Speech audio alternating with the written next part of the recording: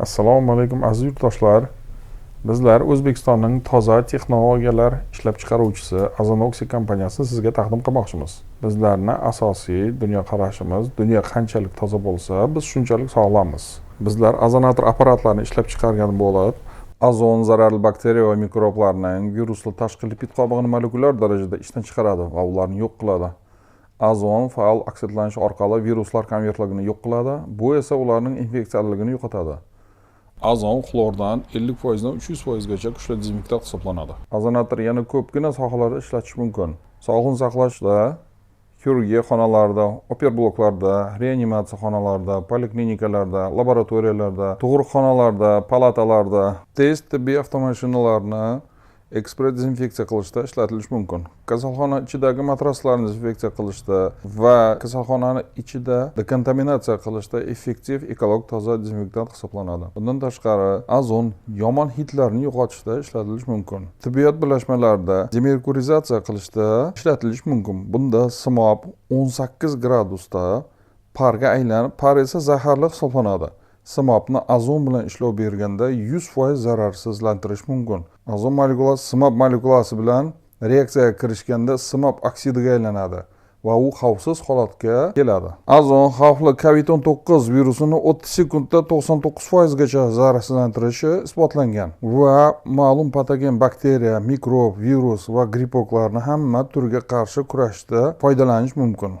Umuman olganda, yer shari ham ozon qatlami bilan himoya qilingan. Azonoxy apparati yana boshqa sohalarda ham ishlatilishi mumkin. Xonadonlarda matras, ko'rpa, gilamlarni dezinfeksiya qilishda ishlatilishi mumkin. Bundan tashqari, ozonni avtobuslarda, metrolarda, taksida, samolyotlarda, umuman odamlar ko'p yig'iladigan joylarda ishlatilish mumkin. COVID-19 pandemiyasi davrida arzon va effektiv dezinfektantlarga juda katta ehtiyoj bo'ldi.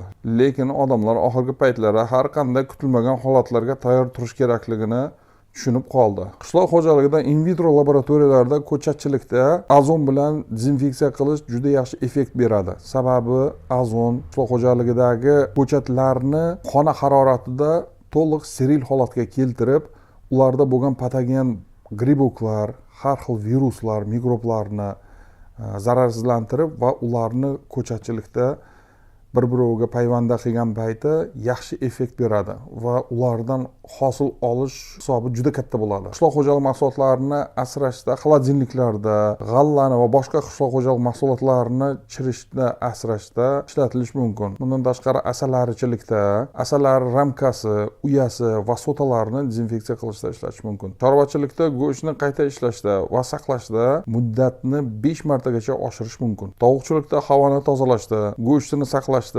yemlarni va suvlarni ozon bilan ishlov bergan holda tovuqlarga berish juda yaxshi effekt beradi. Inkubatorlarda ishlatish, tuxumlarni ozon bilan ishlov berib, keyin inkubatorga qo'yish, inkubatsion tuxumlarni ozon bilan ishlov bergandan keyingi holatda ularni ozon bilan ishlov berganda tuxum ichidagi embrionlar kislorod to'yintirilishi juda katta effekt bo'ladi. Oziq-ovqat qishloq xo'jalik mahsulotlarini saqlashda, parnik va teplitsalarda o'simliklarni ozon bilan, suv bilan sug'orish, poroqdagi va devorlardagi yoki klyonkadagi patogen mikroorganizmlarni ozon bilan zararsizlantirishda, teplitsa havosini ozon bilan to'yintirishda ishlatilishi mumkin. Ozon hozirgi tibbiyot birlashmalarida, dezkameralarda o'rtacha bir yilda 40 million so'mdan 55 million so'mgacha elektr energiya sarf qilinmoqda va unga qo'shimcha formalin ham sotib olinib, unga qo'shimcha mablag' sarf qilinishi kerak. Bizning apparatimizda esa 1 yillik xarajat 195 ming so'mdan 585 ming so'mgacha elektr energiya sarflanadi xolos va 5 yil kafolat beriladi. Bundan tashqari, tibbiyot birlashmalari 1 yilda 39,5 milliondan 54,5 million so'mgacha pul mablag'ini tejab qolishlari mumkin. Endi bu holatni bitta Samarqand viloyatini hisobga olganda 16,5 milliard so'mgacha pul tejab qolinishini ko'rsatib beryapti.